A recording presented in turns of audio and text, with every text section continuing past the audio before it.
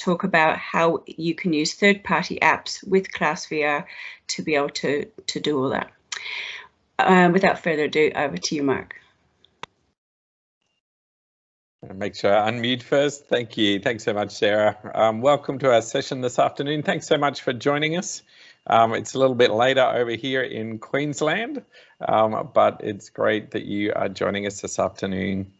Thank you for joining, as we said. I appreciate if you can keep your microphones off, though we'll have some question time at the end if you have any questions. But I would encourage you as we go along, there is the chat there that's running as well, so feel free, if you're new to Teams, just across to the left, 2 icons left of the hang up button is the chat icon. So feel free to put any questions in there as we go.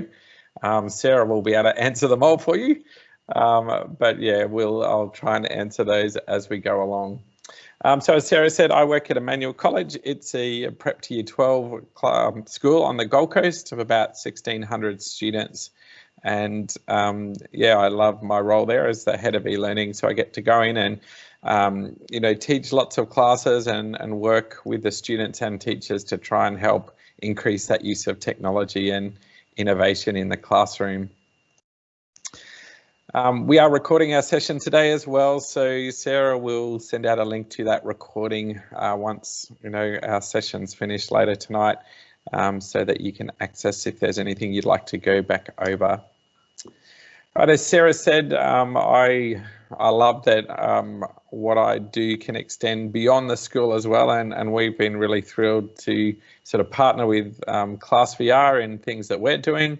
I'm involved with Microsoft as well in their Innovative Expert Educator program, and it's been a real joy to connect with other staff and particularly other e-learning people across Australia and internationally in things around this space and trying to look at ways that we can develop best practice. But as educators as well, when you find something that works really well for you and your students, more than happy to talk about it. So I appreciate the opportunity to share some of the things that we're doing with you this afternoon. So a few years ago, Microsoft kind of released this, paper on preparing the class of 2030, and it was looking at the kind of skills, what were those things that may be introduced into the classroom and ways of, really upskilling the students and giving them the things that they will need as they go through to, in their future. And I think with COVID this year, they probably ticked off most of those things a little bit earlier than 2030 with a big push to online learning. But it was really interesting looking at the kind of things that, and technologies that were coming more into the education space. And, we've seen lots of aspects of robotics and things coming in. This is a little obot that you can program to, make its lips move in time with, speech that you can program in. Its eyes will blink and light up. It's quite amazing, even the robotics aspects that are coming into class. And we've got all this increased use of artificial intelligence as well. This was a grade 6 class that was having a conversation with a teacher in France. He was speaking in French. It was translating him into English in real time for our kids, and then the kids were able to speak back in English to him, which was translating it back into French in real time. And so you've got these amazing tools and technologies that are coming into the classroom. And I guess that's what, for us at Emmanuel, we, particularly around our use of technology, we kind of have this mission statement that, we serve to enrich the learning experience. And so when we look at the technology that we're adding into our college, we kind of come at that from that angle of going, well, how is this going to enhance their learning? What is it going to give the students that they don't have without? So rather than just being a cool toy or a good gadget, how is it actually enhancing the teaching and learning process? Because as it says, technology is always a tool. It's what you do with it that's going to make the real difference. And so we've loved, landing in this area of, Class VR. And, our school went on a bit of a journey. We could see it was sort of appearing in other schools, and schools were starting to talk about different things that they were doing. And when we did a bit of research into it, we found that some headsets were really geared at a particular age group. Some you needed a dedicated space for it. Some you needed a high-end machine to be able to run it. And there seem to be all these complications around, oh, hang on, how do we make this work? And how can we make it so that it's easy for the staff and for the students as well?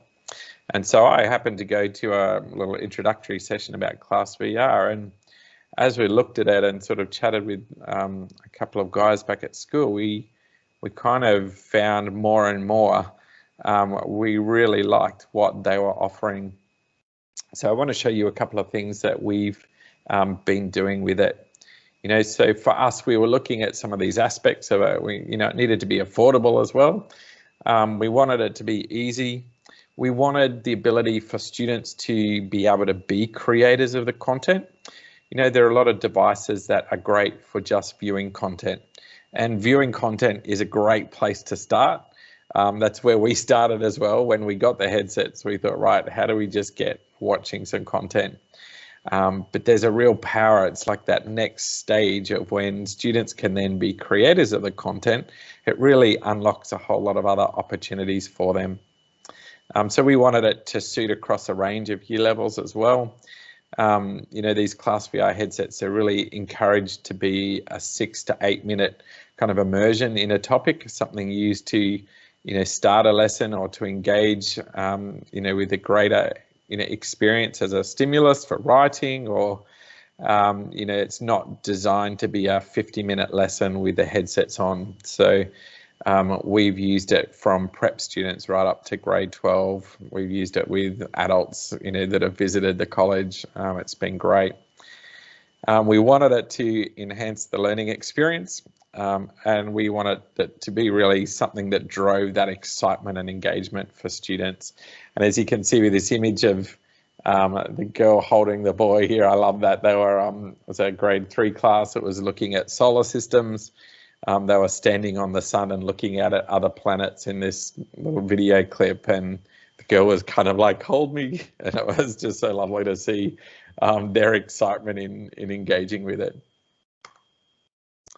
So from that consumer side of point of view, Class VR has a portal of all different resources. There's images on there, there's video clips that you can watch, there's 3D objects as well. You'll see they have some preset playlists along the top there of tracks that they suggest, but you can create your own playlists as well to make it relevant for what you're studying. And again, I love these kind of reactions where you see this boy pointing out, going, look at this, look over there. And they don't sort of realize that none of the other kids are actually looking where they're looking right at that moment. But there's such a lovely engagement that comes from just viewing the content. From there, though, we wanted to really look at how can we hack this now to enable students to be creators of content. And that's something that we've really loved about the Class VR solution, is that it's just easy. It's drag and drop. You don't need to have a higher end knowledge of coding. You don't need complicated software. You can use free Windows 10 tools to help create content that you can then just drag and drop into Class VR. And that ease has been fantastic, not just for us as staff, but for the kids as well. So we bought that was a $500 Nikon camera, 360 camera, and we started taking some photos and some videos of things that were happening around the school. So we took, some photos of our open day. We took images of, chapel services, swimming carnivals, sports days, events that were happening in the library, and we started sort of curating this library of resources that we could then use. So for things like open day, we typically have students or, families that will come in on a Saturday to have a look around the school. We'll get some students to assist as guides for the day, but they're walking around empty classrooms. And so we took some videos of classes in action. So as parents came through, we could say, hey, do you want to see what this grade 5 class looks like in action? Do you want to see what the music room looks like in action? Have a look at this performance in the theatre. And it was a really lovely way of being able to engage people outside of the school into what we were doing. And, you know, if you're looking to try and purchase, you know, headsets or a device as well, it's a great selling point for your exec as well. If they can see the benefit, not just in the classroom, but beyond as well, that sort of helped in our selling point to get the funding as well. But we started using them on excursions. With grade 2, we had a couple of students that had some high anxiety. So we had, they were doing a little nature walk outside of the school. So we were able to get one of our technology teachers to go for a little walk a couple of days beforehand. He took a little video clip, pointed out a few things to keep an eye out for along the way. And then those students were able to actually watch that excursion as far as where they were going to be going before they went, to just give them that bit of ease and comfort. We've used it with some, you know, senior school projects, students that went on the German trip last year when we were allowed to, you know, took some footage. So again, they could show the students, which has come in really handy this year because they've not been able to go, but could show them footage of, you know, what they were experiencing while on there. And again, our film and TV department have been looking at how they can utilise some units in 360 for the students as well to really drive that creativity. But we use even, you know, simple tools like the media player in Windows 10. You can trim 360 video with, you can draw and annotate over the top, and you can even preview 360 footage just on the player in Windows 10. So you know, if you've got higher end software like Premiere Pro or something like that, then, you know, you could utilize that, but we don't tend to, because the things that we want to do are just simple. And so, you know, to trim in the start or end of a video or crop a few videos together, you can do that straight in the Windows 10 media player, which is great. So, you know, one of the other things that we were doing prior to VR was Minecraft. They do quite a lot in our junior school. And so again, once we had these headsets, we found that we were able to utilize what we're doing in Minecraft to bring it into that AR VR space. So in Minecraft, you know, students were building different structures. In year 2, we're doing a collaborative build, community build around different buildings that they might find around their community. And so, you know, in Minecraft, you're able to export those structures as a 3D object. So we could export them, and then again, using Paint 3D, which is just free in Windows 10. Paint 3D, you know, allows you to manipulate 3D objects. And so, you know, they were able to insert their 3D object. They could recolor it. They could put stickers over it. They could put labels on it. You know, students that had built a house could put a plaque on it with their team name. So, you know, and even in Paint 3D as well, there's a whole 3D library of resources that you can use to pull 3D objects into the VR headsets. So from there, we exported them. It's a simple drag and drop into the Class VR headsets again. And then, you know, kids were able to experience and look at each other's, you know, augmented reality objects. Again, Windows 10 has this little mixed reality viewer, so we got some of the students to preview their work first, say, hang on, does it look right? Are you ready for us to put that in the headset? Yep, I'm just gonna grab over here. These headsets have a little cube as well that you can use. So when it's an augmented reality object, you hold this in front of the headset, and as you rotate it, it will manipulate and rotate that 3D object so that you can see the different perspectives.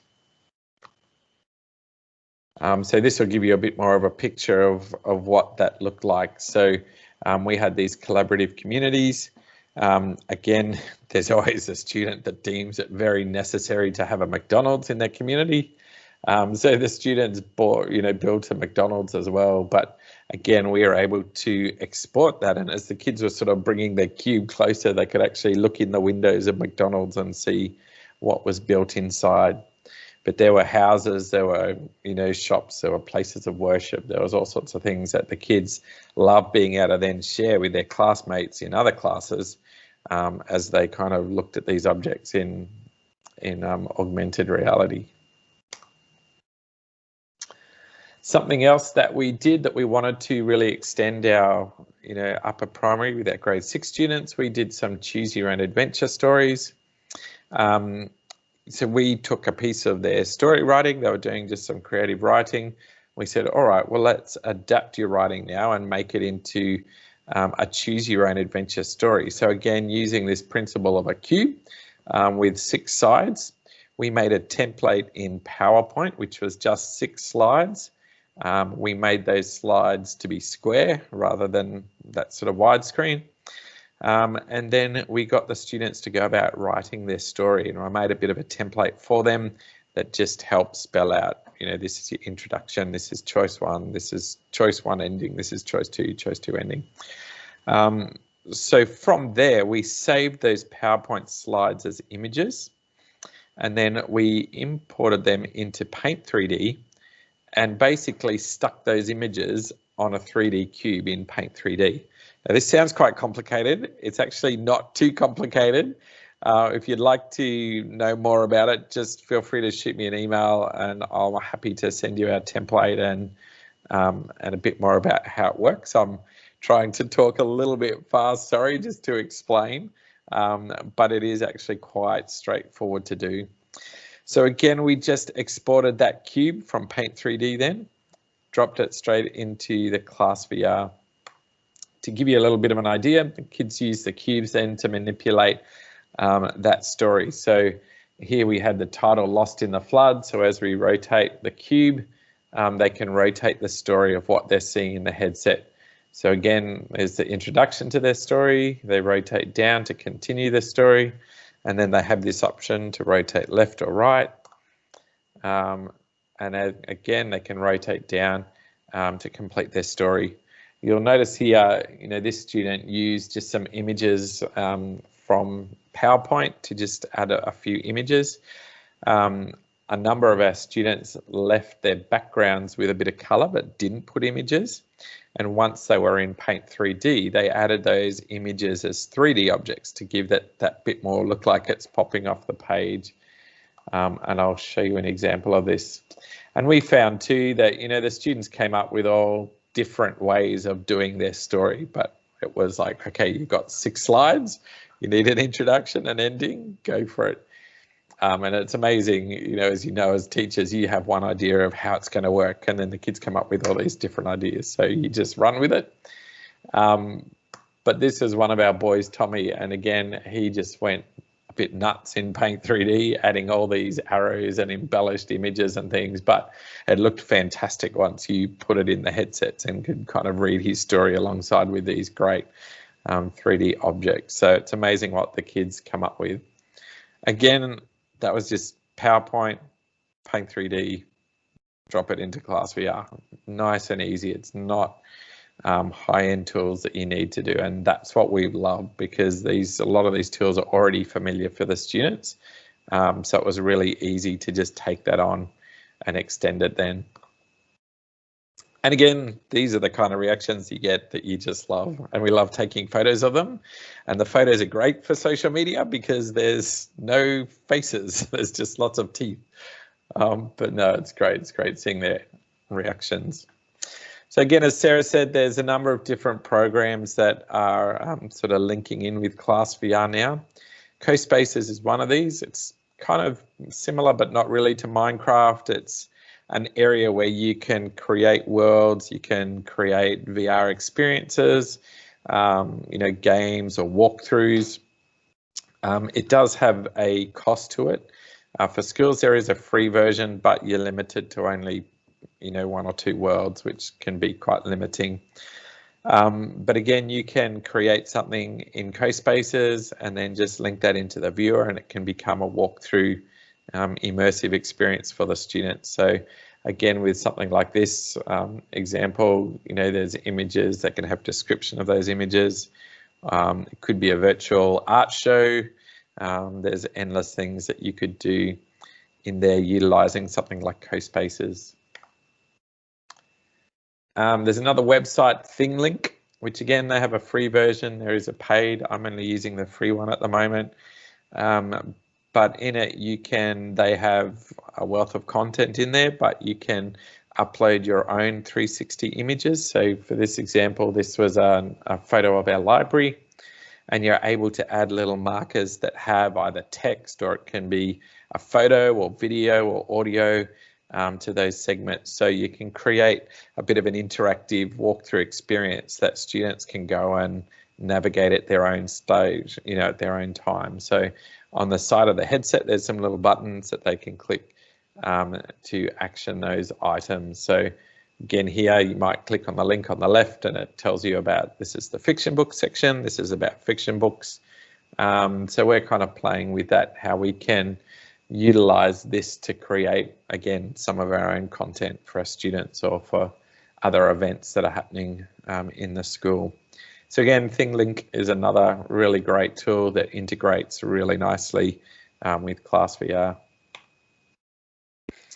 As far as ClassVR itself, you have a cloud space for yourself, somewhere that you can upload your own images, your own 360 images. As I said, you can create playlists for different things. There's also a shared playlist. So for our environment at Emmanuel College, there's a shared playlist area and a shared cloud. So sometimes I might make up a playlist for, you know, grade 5 where they say, oh, we're studying this topic. Can you help find some resources? So I say, yep, no worries. So I can make a playlist, stick it on our shared playlists, and then they can access it to use it on the headsets. Nice thing is the headsets they run on your Wi-Fi, so you can create a list at your computer. If the headsets are on, it just pushes through via Wi-Fi. You don't need to plug anything in. You don't need to have it tethered to anything else. You can load your playlist, walk into the classroom, and off you go. So it's been great.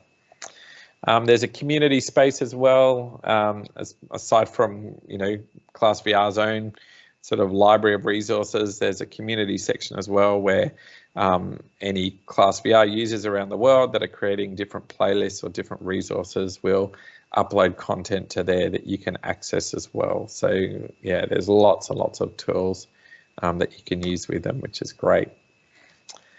Something that's really nice as well from the teaching side is you can add points of interest. So you can click on something that gives a little eye, you know, in their viewer, just to direct their eyes of, I want you to have a look at this at the moment. And as you can see on the right hand side, it's kind of what it looks like when the students are looking around. So you can actually see what they're looking at and engaging with, and maybe knowing whether they're looking at what you've asked them to or whether they're just having a good look around. So that is, I'm very conscious of our time. We have about 4 minutes left though. If you have any questions, I'll just have a quick look in the chat. Feel free to unmic if you have any questions that you'd like to ask, or if you want to drop a question in the chat there, please feel free. No questions that I can see in there, Mark. One question I do get quite often is, can you use third-party content? And obviously the answer is yes, but can you use content such as Google Expeditions? And the answer is yes. Oh, does ClassVR work in the Apple environment? Lynn has asked this question. So the teaching portal, if I just get out of this presentation, the teaching portal here that you're seeing is just a web browser. So yeah, the web browser will work. There's no installed software on your machine, so it will work on a Mac. You can run it from an iPad. But yeah, it just is the setup of, it needs to run on the same Wi-Fi that you're running on. So the Wi-Fi at school, that my laptop that I'm driving it from, needs to be the same Wi-Fi that the headsets are on. But then that works. Yeah. I don't think we've got any other questions there. No, I worry. I'll flick these. I'll just come back to our See if that jumps up. Lovely. I'll let you finish off, Sarah. Yeah. So just to summarise, they are standalone headsets. You don't need a mobile phone. They are Wi-Fi. Oh, we'll just go back to that last screen. Oh, Thanks. There is a central management system, which Mark has just given you a quick glimpse of. So that means that the teacher can control the lesson at all times and control what the students are seeing. There's a plethora of content already there, which in inverted commas is curriculum aligned. The charging is secure, so that the charging cases are also portable, and they're very easy to bring from one class to the other, and that's where you can charge them. And there's also, with the Class VR package comes installation and training.